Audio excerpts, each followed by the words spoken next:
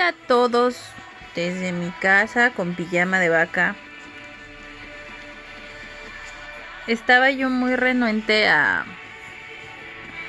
hacer esto, pero Dios me dijo que lo hiciera.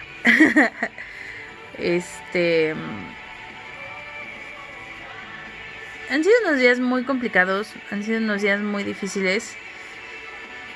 Han sido unos días donde de plano yo he dicho, híjoles Dios, ¿ahora qué sigue y a dónde voy? No, o sea, me estás llevando me estás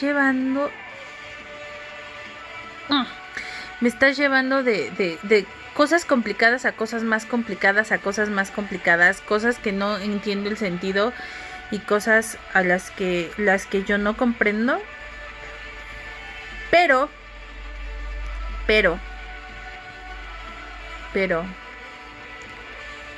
estás conmigo. Entonces, he tomado la decisión de compartirles mi testimonio a través de este video porque sé que hay palabras de parte de Dios que a mucha gente le van a llegar y Dios les va a hablar, porque en medio de este proceso, cuando Dios te mete un desierto y cuando Dios hace un proceso contigo, no lo hace para que te quedes calentando la silla y no hagas nada. No, al contrario, Dios te empieza a poner cosas para alcanzar a otras personas y que puedas ayudarlos dentro de su proceso. Entonces, si nosotros nos damos cuenta, la vida es una cadenita de procesos divinos y la verdad es que si cada uno podemos compartir nuestro sentir, podemos compartir lo que estamos experimentando, entonces algo sobrenatural e increíble va a suceder. No quiero quemar gente, pero tengo que platicarles un poquito de mi historia y de qué fue lo que pasó. Esto pues hay muchas personas que no lo saben.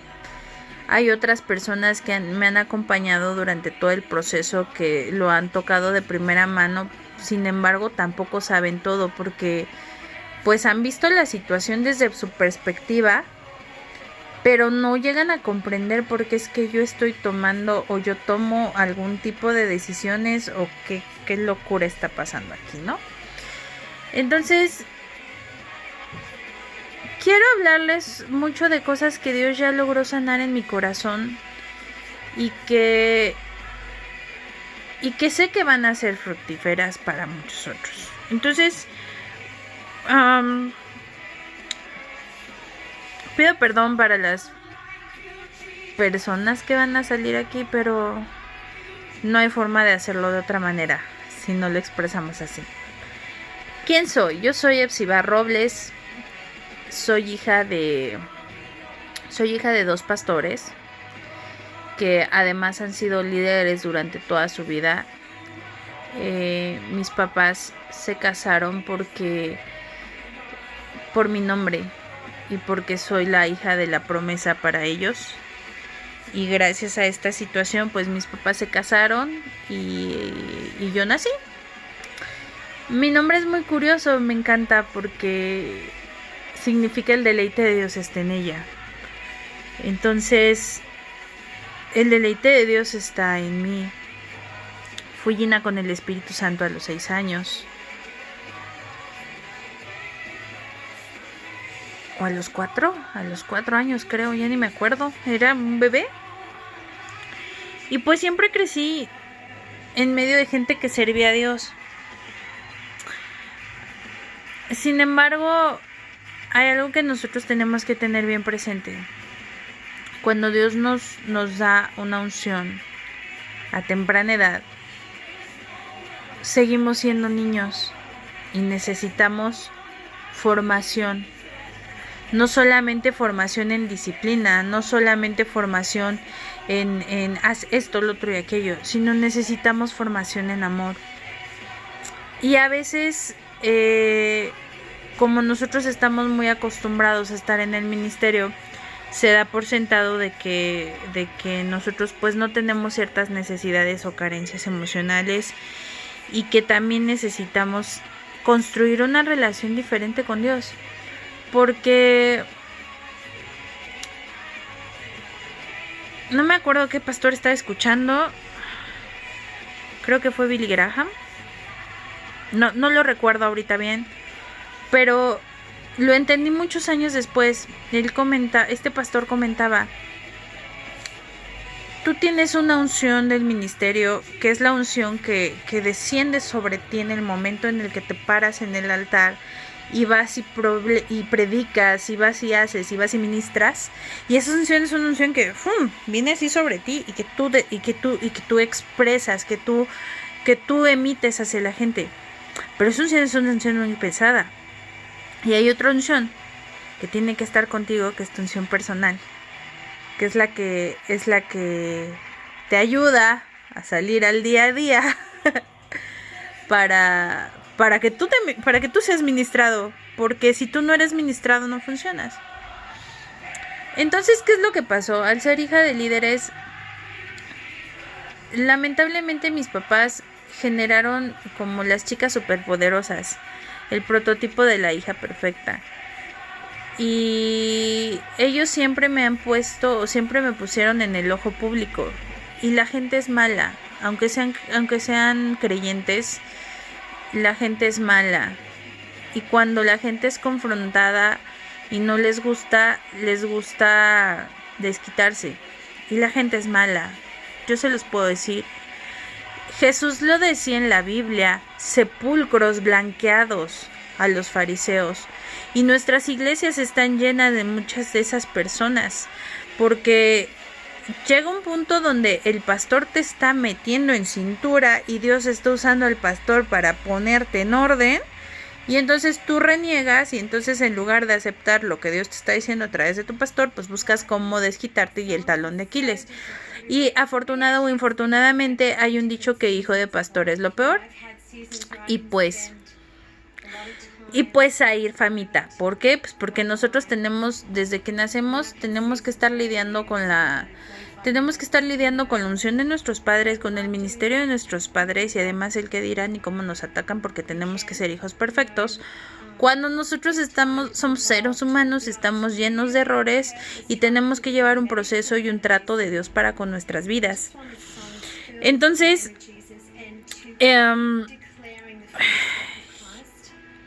a mí siempre me lanzaron al ministerio, pero siempre con un rigor exagerado. Si había una regla, a Epsiba la regla le tocaba más arriba. Y en el momento en el que Epsiba no cumplía la regla, entonces Epsiba era castigada y evidenciada en público. Evidentemente por eso, por el miedo de que no me exhibieran y de que no me pusieran, de que no me castigaran, porque era un terror, se los digo, para que... era un terror de que me fueran a dar vara. Era un terror de lo que fuera, era terror psicológico, ahora lo entiendo. Y entonces lo que yo hacía era mentir cuando era niña. Oye, ¿si viste eso? No. ¿Y por qué dices que no? Pues porque me estoy muriendo de miedo de lo que sea que me vayas a hacer, ¿no? Así sea un regaño, me estoy muriendo de miedo porque no tengo confianza. No tengo confianza de hacer las cosas. Mi corazón está muy lastimado y no tengo confianza. Entonces,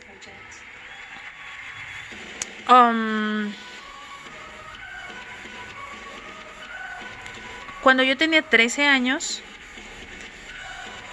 uno anda con la punzada del novio, y un monito de la iglesia quiso ser mi novio. La cuestión aquí fue muy sencilla. Anduvimos una semana y nos dimos un beso. Eso fue todo lo que pasó. Un niño de la iglesia nos vio porque fue en una convivencia de iglesia, que fuimos a una deportiva, una cosa así. El niño de la iglesia nos vio y fue y me acusó con mi mamá. Y mi mamá luego con voz de mamá. Los que conocen a mi mamá saben de qué se trata. Mi mamá, Epsivita, tú y yo nos vamos. Ay, Epsivita, ya con Epsivita yo entraba en terror. Yo ya me bloqueaba y entraba en pánico y quería salir corriendo por mi vida. Para no hacer el cuento largo, eso que debió de haber sido, a ver, Epsiva, te doy unos varazos y se acabó. Eso que debió de haber sido solamente eso, terminó en semanas de Sanedrín, gente yendo a testificar como si estuviéramos en un juicio público, yendo a decirme mis verdades y todavía exponiéndome frente a los diáconos de la iglesia, que por cierto había gente maliciosa ahí, y todavía la avaricia y todavía la disciplina del ministerio en la iglesia, y todavía me quitaron el celular y todavía me tocó escribir la Biblia. Entonces, imagínense el nivel de castigo que fue. Evidentemente creces sin ganas de seguir diciendo la verdad, o de que sepan qué es lo que está sucediendo contigo. No solo eso quedó ahí. Yo sé que Dios perdona y yo sé que Dios olvida, pero al parecer mi mamá no. Porque cada vez que podía me lo recordaba. Y pasaron varios años, pasaron unos 4 o 5 años. Y ese fue un evento muy vergonzoso en mi vida. Y de pronto ese evento vergonzoso termina con un súper ejemplo en una conferencia frente a 700 mujeres. Y evidentemente me identificaban. Y evidentemente me iban a hacer preguntas para querer saber qué. Yo entré en una locura porque yo no sabía qué onda. Mi privacidad fue muy vulnerada durante mucho tiempo. Yo no tenía derecho a tener una vida propia ni nada por no romper el patrón perfecto, el patrón de la hija perfecta. Y así fue creciendo, y sí sirviendo a Dios, pero cargando todas estas cosas en mi corazón. Y fue muy difícil, de verdad, porque las vas acumulando. Es como cuando tienes una herida y en lugar de curarla, nada más le pones el curita ahí mientras está infectada y le aumentas otro curita y otro curita y otro curita y se te pudre la herida. Así estaba yo. Yo estaba así parada predicándole a los adolescentes que había un Dios que salvaba. Yo estaba así de preocupada predicándole a los jóvenes que había un Dios que restauraba. Yo estaba así de preocupada parada en un altar ministrando a la iglesia y llevando a la gente que no quería moverse. Yo estaba haciendo todo eso. Entonces, vienen contradicciones. ¿Por qué? Porque tu vida al final de cuentas resulta que no es tu vida. Y yo todo el tiempo quería salirme de mi casa. Todo el tiempo, desde los 17 años, yo todo el tiempo quería salirme de mi casa. Yo no quería estar ahí porque yo no quería que la gente se metiera más nada. Yo no quería que la gente se entrometiera absolutamente más nada. Yo no quería que mi vida fuera más vulnerada porque me sentía con mucho miedo, me sentía muy insegura, me sentía muy desprotegida en la casa de Dios. Entonces, lo único que yo podía hacer era correr y pelearme con Dios. Dios, ¿de qué se trata? Dios, ¿qué está pasando? Y evidentemente tomé muchísimas malas decisiones, que créanme que las tomé por miedo. Créanme que sí las tomé por miedo. Lo puedo admitir ahora y lo puedo entender ahora. Entonces, pues empiezo a entrar en mi etapa adulta y yo nada más veía cómo salir corriendo.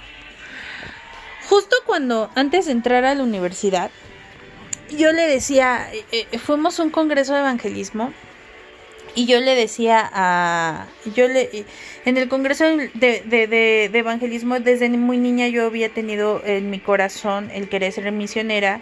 De hecho, pensaba estudiar medicina porque yo tenía como una idea de la visión que yo iba a tener a futuro con mi vida. Yo sabía que yo tenía que poner hospitales en pueblos y entonces esa visión me tenía a mí proyectadísima al final de cuentas. Pero justo cuando entró a la preparatoria o cuando estaba en la vocacional, no pude acabar, simplemente no pude. Mis papás, en el afán de protegerme, me pusieron muchas trabas como para poder, o sea, me metieron a escuelas cristianas que no terminaron, y entonces terminé con muchas trabas en el ámbito secular, porque mis papeles nunca salían a tiempo porque todo fue un caos. No los culpo, me hice muy independiente buscando resolver esa situación y se lo agradezco a Dios. Mis papás viajaban muchísimo, entonces hubo una huella muy profunda de abandono ahí, porque ellos tenían que ir a hacer la obra de Dios y traernos comida porque tenían que predicar. Sí, está bien, pero de todas formas las carencias emocionales de tus hijas los tienes que cubrir. No solamente es disciplina y no solamente es meter rigor. El tiempo de calidad es muy necesario en la vida de un hijo, porque si tú no fomentas eso, y si tú no cimientas eso, y si no construyes eso más allá de las cuatro paredes de la iglesia, que pastorees tu propia casa, si tú no haces eso, llega un momento donde la vida te da una vuelta y pues simplemente ya no se recupera. El tiempo ya no se recupera, los momentos ya no se recuperan, el tiempo ya se te fue. Y entonces no puedes regresar esperando encontrarte con el hijo de 13 años que dejaste 6 años después, porque ya creció 6 años y la historia ya es completamente diferente. Agradezco a Dios que sucedió esa situación, porque me volví una persona muy independiente y independiente y dependiente de Dios. De verdad, cualquier persona que ponga en tela de juicio mi relación con Dios, vayan y siéntense y enfóquense en sus cosas, porque como yo se lo dije a mi esposo antes de que se fuera mi esposo, yo se lo dije: tú tienes que conocer al Dios que yo conozco, porque el Dios que yo conozco no es el mismo que conocen mis papás. O sea, sí es, pero lo conozco de manera diferente, porque mi relación con él ha sido diferente, y así vas a tener que tener tu relación con él. Entonces,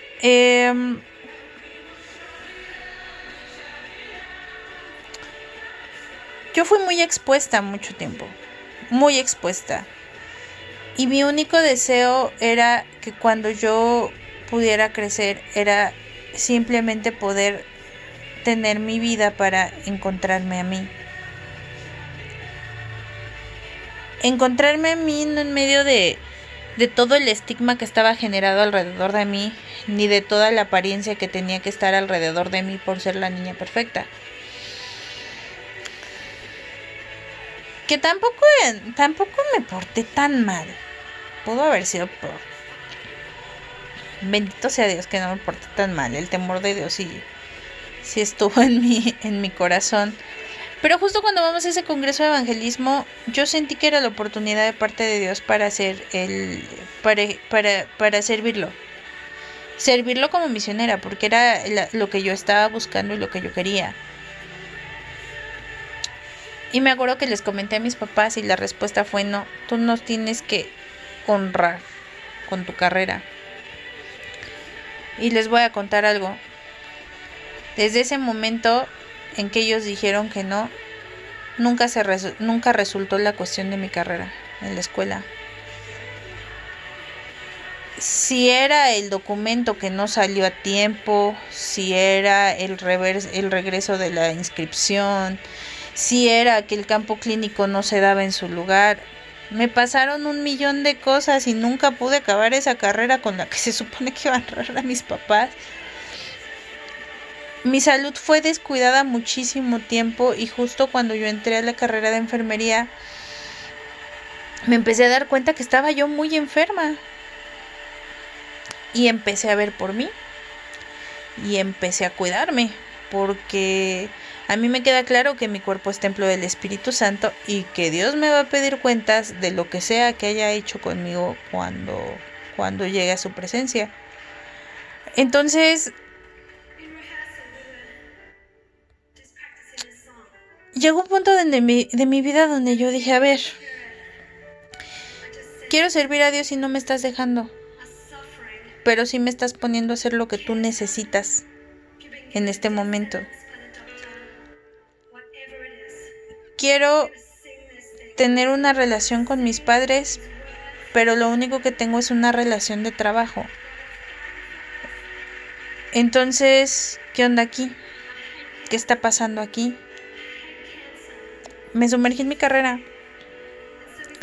Empezaron a hablar sobre abrir grupos de iglesia en los hogares, los grupos pequeños. Y yo, pues, el lugar donde pasaba más tiempo era en mi escuela, y empecé a abrir grupos en las escuelas. Y cuando era llegar y pasar el reporte me decían, no, es que es un culto en casa, eso no sirve.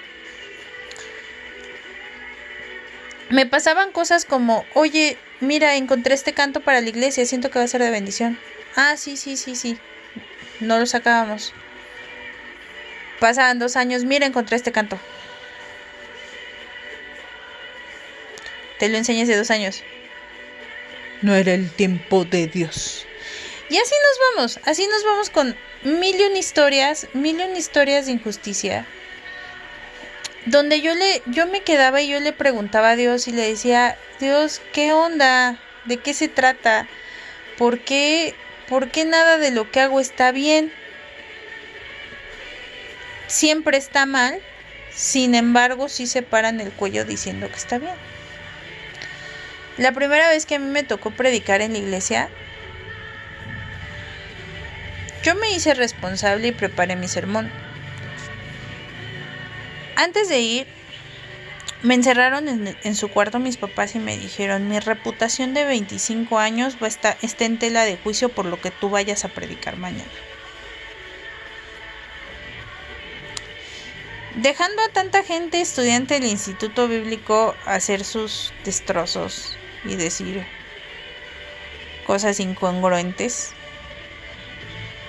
Pero resulta que mi reputación estaba en tela de juicio por lo que fuera a hacer en el altar. Di una clase homiléticamente correcta y Dios estuvo con nosotros. Y así. No quiero que sea este el lloradero, pero sí quiero tener este antecedente. Porque los últimos 3 años de mi vida han sido una reverenda locura. Y ha sido una obra maravillosa de Dios. Y siempre lo mejor está todavía por venir.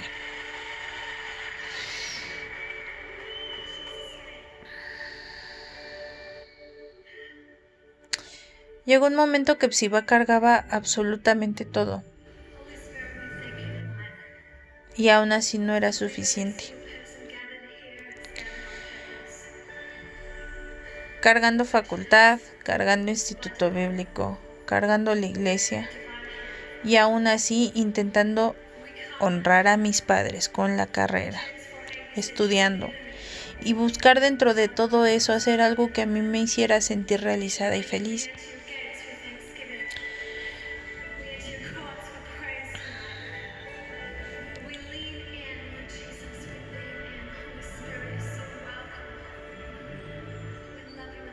Y entonces sucedió esto.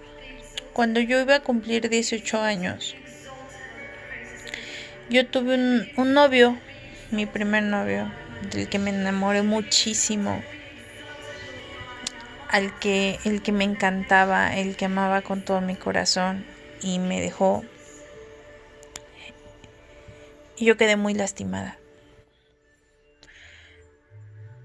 Era una relación de mucho cariño, de mucha amistad, de compartir muchas cosas. Y me dejó. Y me dolió.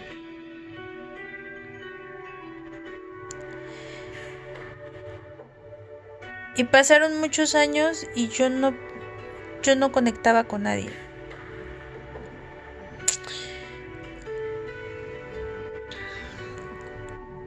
Y entonces un día Dios me dijo, Psiba, ¿quieres que yo te use?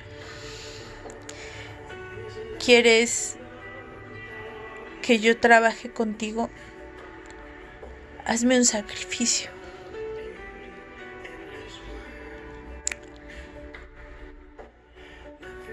Y yo le decía a Dios, pero ¿qué más te voy a sacrificar si mi vida ya está aquí?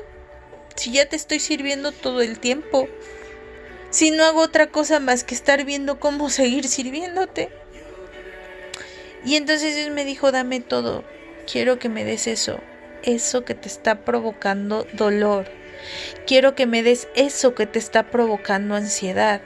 Quiero que me des eso que te está provocando tormento. Y yo así de, ¿qué pasó? Y después dije, ok.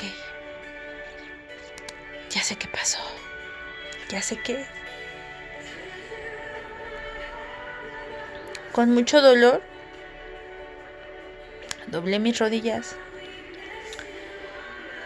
y le dije, Señor, aquí está mi relación con Sebastián.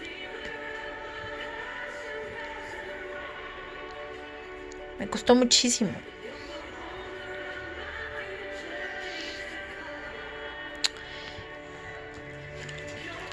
Y entonces Dios empezó a perseguirme con los desiertos y me dio esta palabra. Hace 6 años. Pero he aquí, yo la atraeré y la llevaré al desierto y hablaré a su corazón. Y le daré sus viñas desde ahí y el valle de Acor por puerta de esperanza, y ahí cantará como en los tiempos de su juventud y como en el día de su subida de la tierra de Egipto. Y en aquel tiempo, dice Jehová, me llamarás Ishi, que es mi marido, y nunca más me llamarás Baali, que es mi Señor.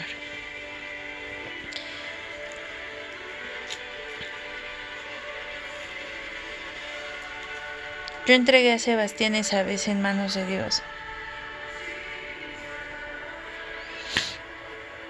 Y a los 3 meses me encontré con mi esposo.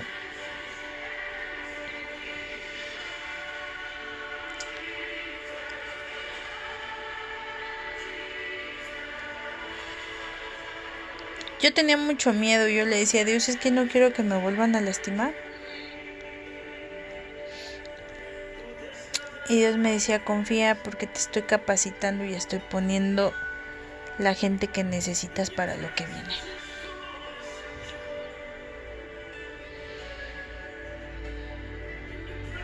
Yo seguí ahí,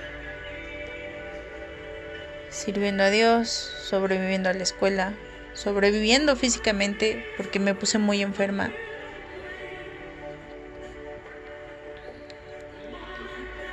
Sirviendo con mi marido. Amigo en aquel entonces, todavía no era el novio.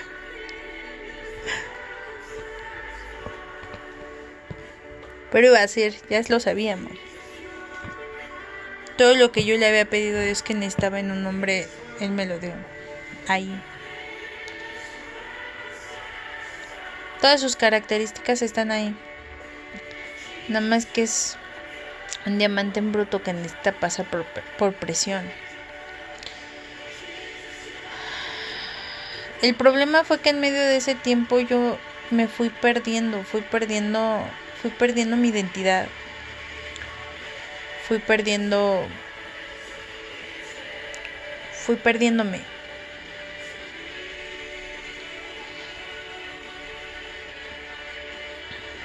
Yo ya no sabía quién era.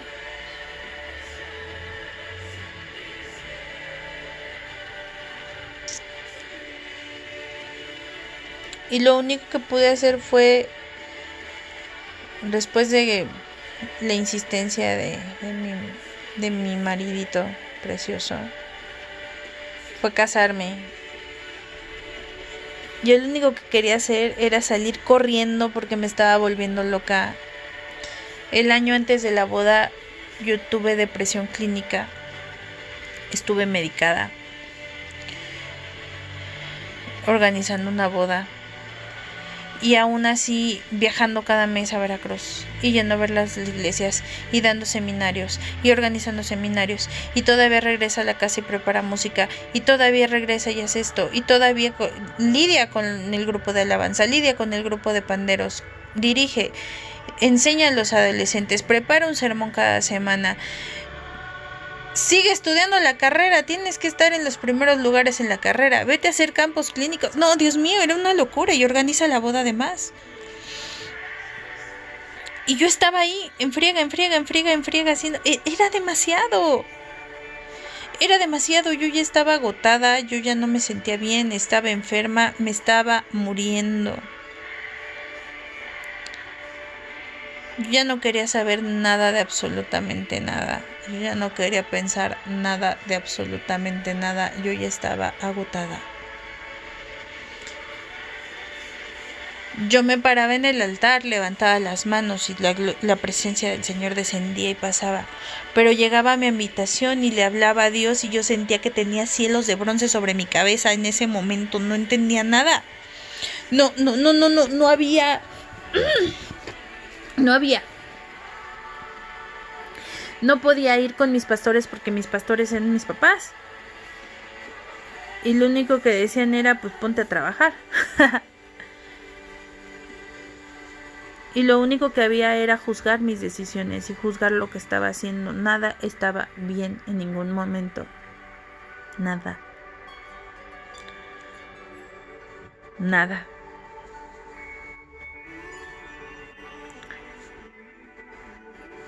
El chiste es que después de la boda, mi más grande afrenta, puse música pagana en la recepción de mi boda. Pido perdón, es un pecado espantoso.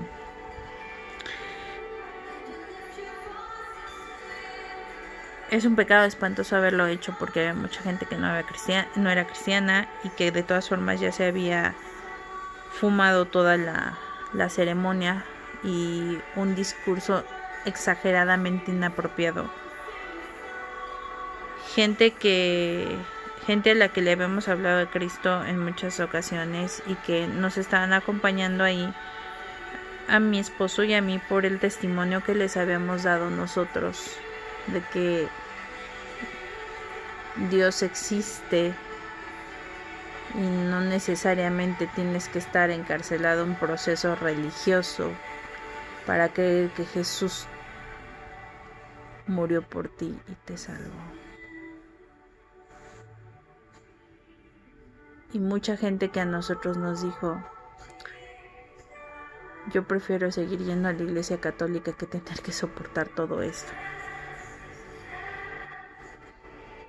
Porque la apariencia es tanta que nada que ver con la autenticidad de ustedes. La Biblia dice que por nuestros frutos nos conocen. Y yo soy una ferviente creyente que a donde tú te pares, tú tienes que ser la luz de Cristo. Y la luz de Cristo no está en el Rabasiqui todos los días, en todos lados, y llenándote de religiosidad.